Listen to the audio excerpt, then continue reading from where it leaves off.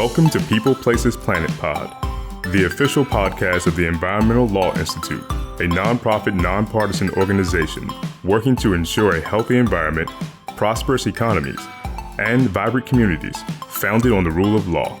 Welcome to this week's episode of the People, Places, Planet podcast. I'm your host, Sarah Backer. Today is the first day of COP28, the United Nations Climate Change Conference, which is hosted in Dubai until December 12th. COP28 will provide an opportunity for all stakeholders to discuss the results from the first ever global stocktake. The Global Stocktake, or GST, is an inventory of climate-related data that assesses where the global community is in terms of meeting or not meeting the goals of the Paris Agreement, principally the goal to keep global average temperature below an increase of 2 degrees Celsius, but hopefully not more than 1.5 degrees Celsius by the year 2050. The Global Stocktake is also intended to inform the next round of Paris Agreement party climate plans, which are known as Nationally Determined Contributions, or NDCs, which are next set to be updated by 2025. The hope is that by sharing this global stocktake data, policymakers and stakeholders can strengthen the dialogue in terms of increasing the ambition each time there's a round of the NDCs in order to accelerate climate action.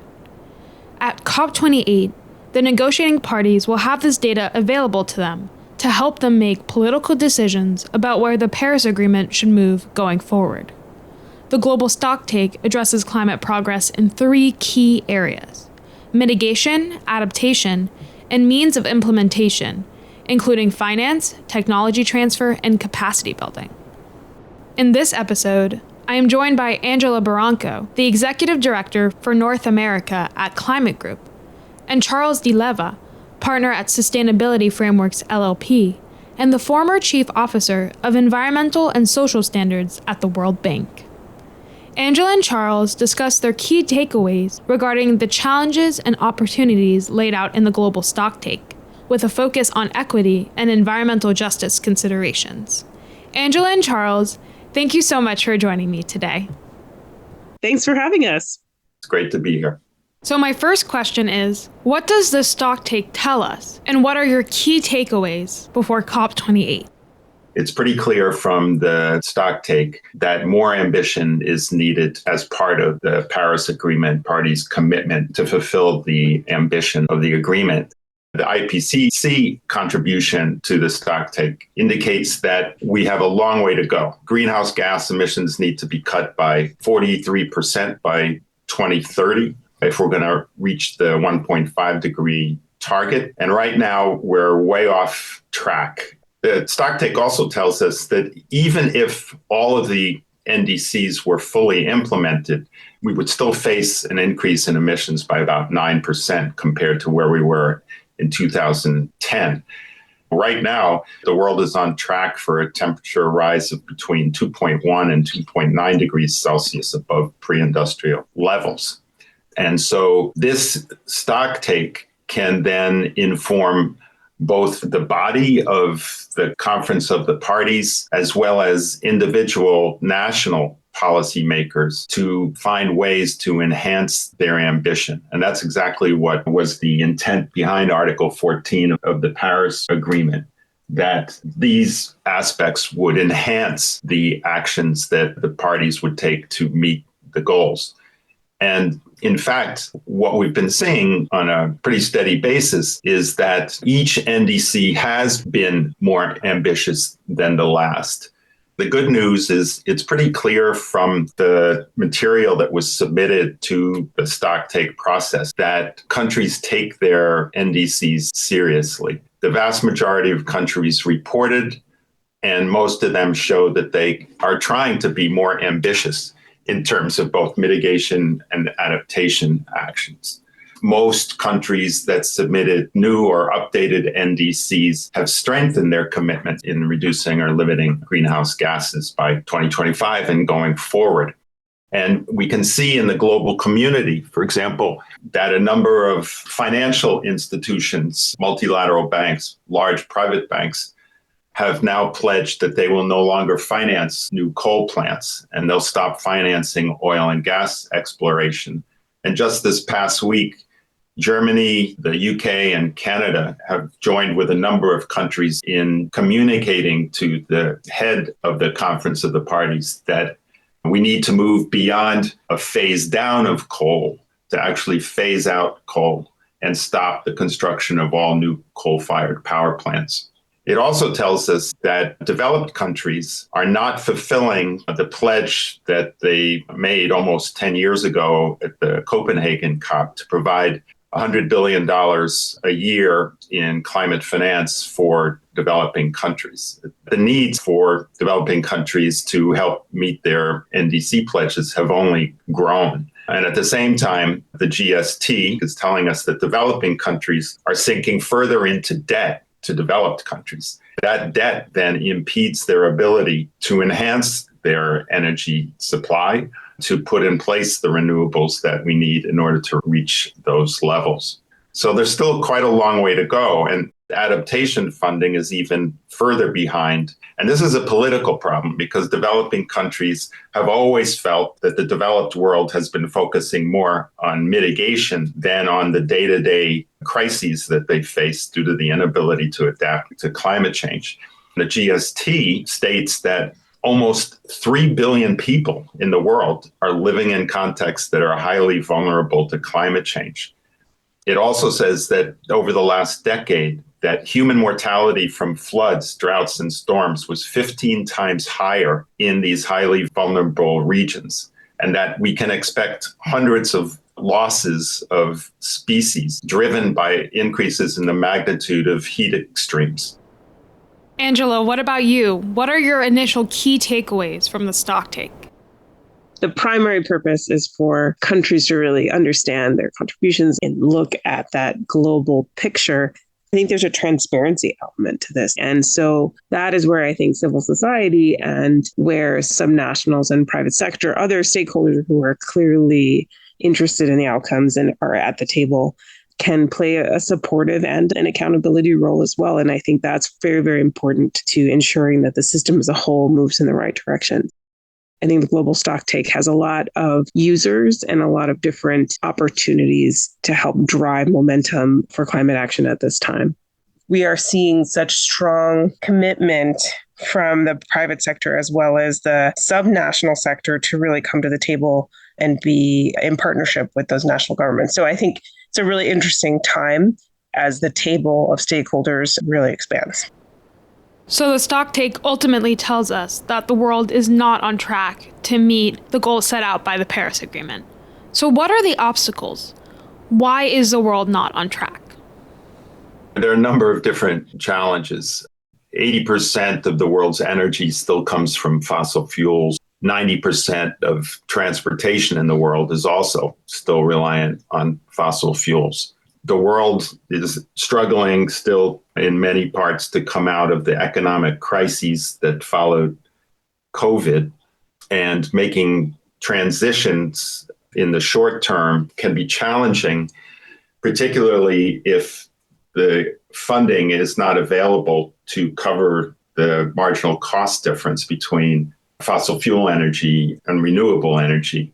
And this is one of the reasons why development institutions are asking for additional capital from governments to help provide the type of seed capital that the private industry can then contribute to making these kinds of switches.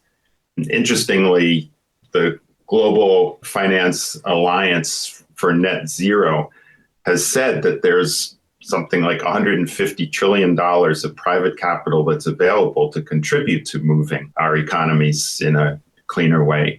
But it needs to be supported by the public sector that can help de-risk bringing that capital into many of these markets. And right now, there's just not enough public sector capital to do that. We also have a world in which there's still about 800 million people that don't even have electricity. So there are energy demands that will continue to put stress on our fuel systems unless those are met.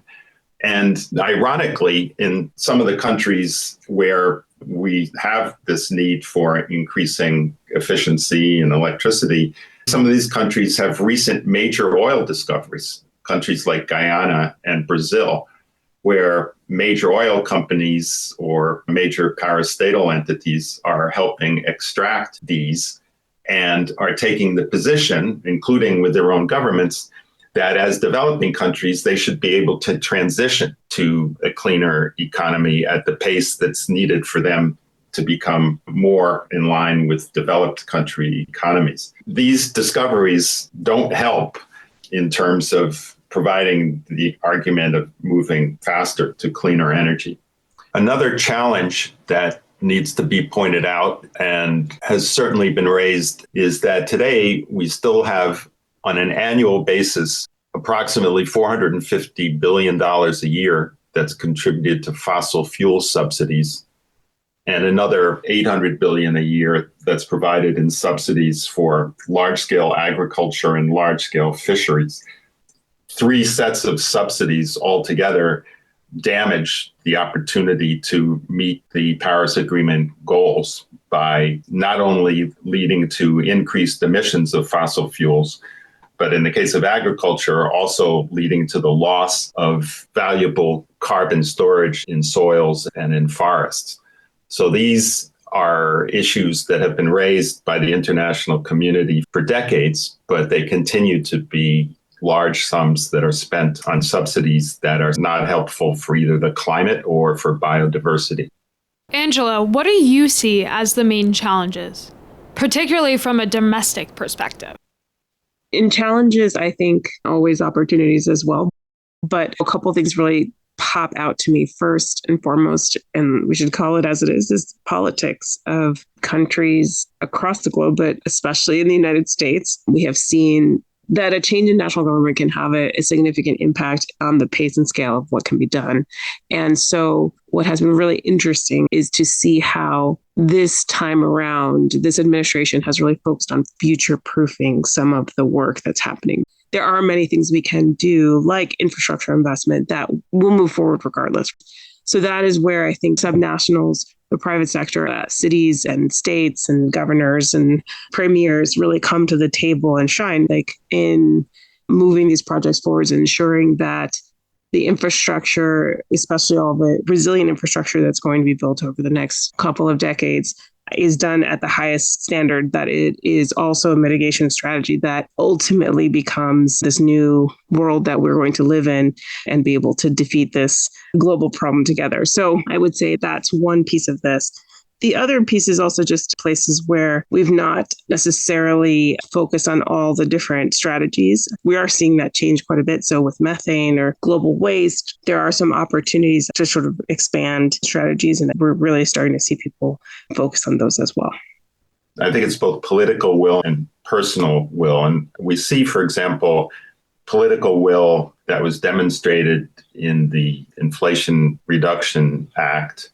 We see it in what the European Union is doing through instruments like the Sustainable Finance Disclosure Regulation, the Border Carbon Adjustment Mechanism, the Green Taxonomy. See it in California in terms of setting a cap on carbon. And then we see it at the individual level. We live in a city that has made installation of solar panels incredibly attractive, in which people could pay down solar installation in a very short period of time, taking advantage of tax credits and sales of renewable energy credits. Yet it doesn't seem to have had the uptake. So one of the things that the Stocktake tells us is that the tools are there now to bend the curve so that we can meet these targets, but they're just not happening. I think Angela is exactly right that it's very often a question of choice. This also gets to sort of a big thorny question we have, which is how the impacts as well as the mitigation strategies ultimately will live in many, many communities across this world and be a part of the sort of integral fabric of our economies and then of our countries. And so the will of the people is really important in supporting these decisions and these investments moving forward. And I do think IRA is going to be a very interesting example of that. I love to point out Justice 40 as a component of IRA because I see it as a very thoughtful approach to ensuring that the benefits of these massive generational investments in climate infrastructure and basically reorganizing of our economic structures through renewables and phasing down of coal and all the things that we're trying to do from a mitigation standpoint also have benefits that are spread and focused and targeted on traditionally disinvested communities. And so getting that right becomes really important when you think about the long-term adoption of this as part of our global culture. I think a lot of countries are very interested in seeing how that comes together and how we ensure a just transition as part of that to ensure long-term viability. Devil's always in the details, how it is implemented, who are the winners, who are the losers, how does the politics of it all play out is still to be determined. But I think the scale of what is happening right now is so tremendous. And I think is entirely a success of the kind of momentum and global shift that happened around Paris, right? So although it's not been a straight line between Paris to here, I think there has been such an important sort of paradigm shift where climate change is widely adopted and understood as happening. The impacts are here today. They cannot be ignored. And so for us to be in a completely different place, but also where subnationals, governors, cities, the private sector, multinational, but also very localized companies and local economies are really grappling with this question together is, I think, a huge, not success because we're not done yet, but is a huge step forward.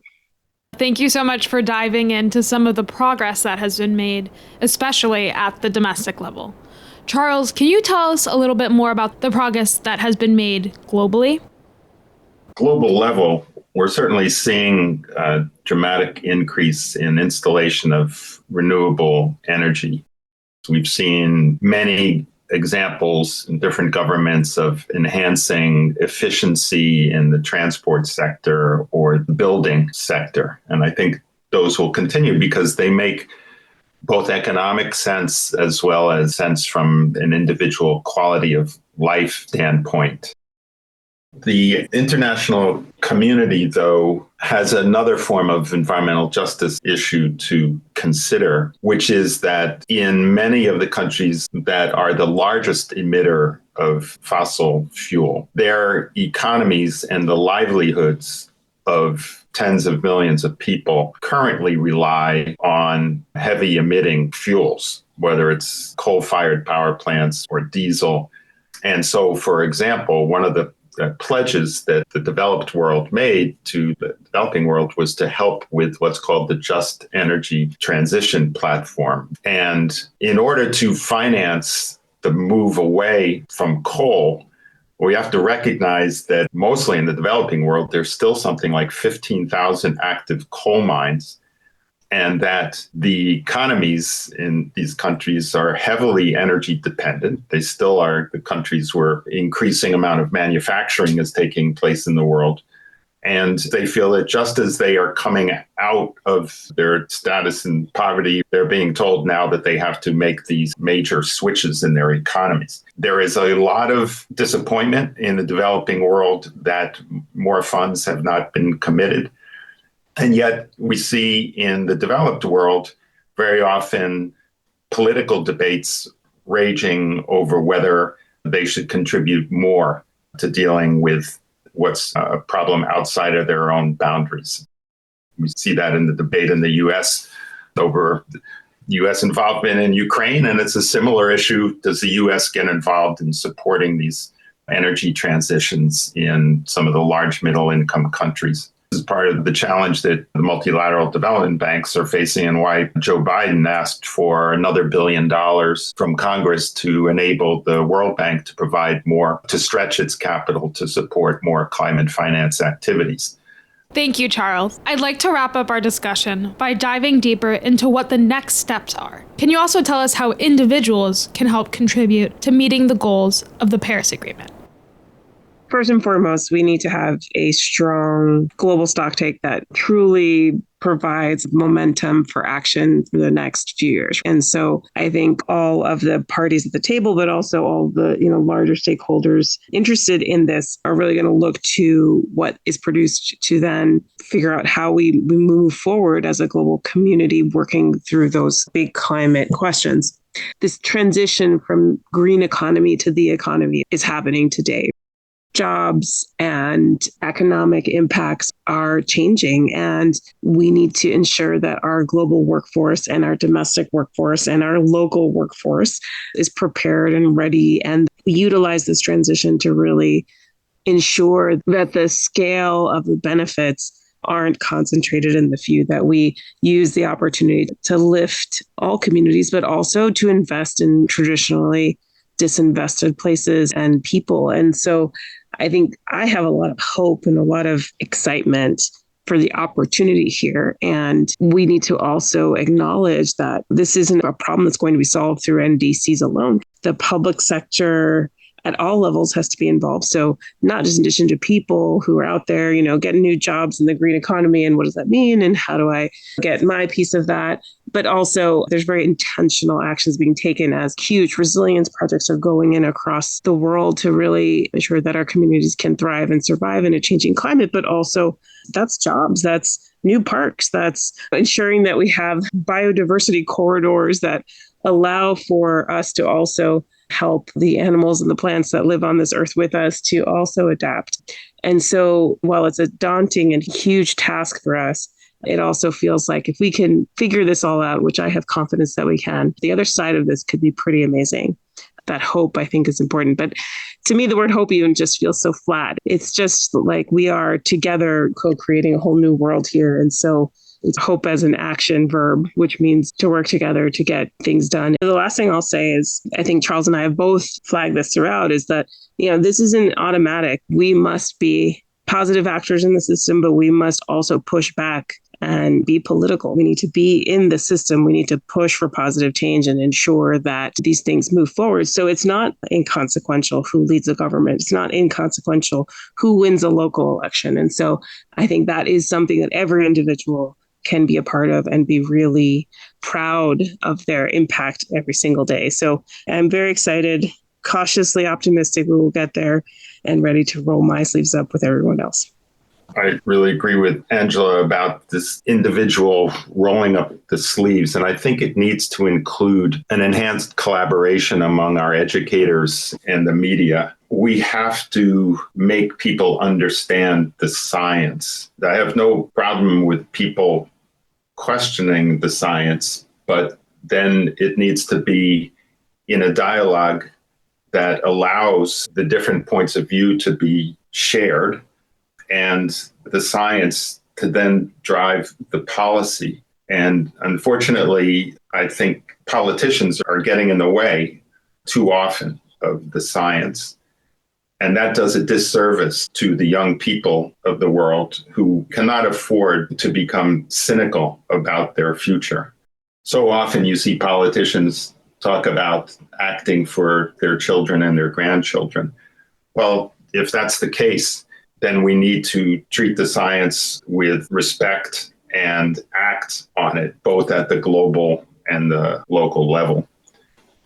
Because we're speaking to an audience that has appreciated and supported the Environmental Law Institute, I think one of the exciting things about the Paris Agreement and the laws like the Inflation Reduction Act and carbon market transactions and new energy efficiency laws and regulations is there's a huge role for creative and enthused lawyers to help make this transition. Even the global stocktake itself, which again is an exercise both of scientists and policymakers, stresses the importance of laws and policies and capacity building, both within developed and developing countries, in order to achieve the ambitions behind this treaty. I think for lawyers, there's an endless landscape of activities that can be drawn upon to help achieve the goals that we've been talking about today.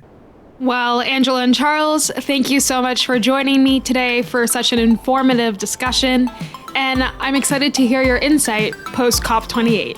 Thank you for tuning in to People, Places, Planet Pod, brought to you by the Environmental Law Institute. We would like to hear from you, so please send us your questions, comments, and ideas to podcast@eli.org. And if you're interested in learning more about our work, attending one of our events, reading our publications, or becoming a member, please visit our website at www.eli.org.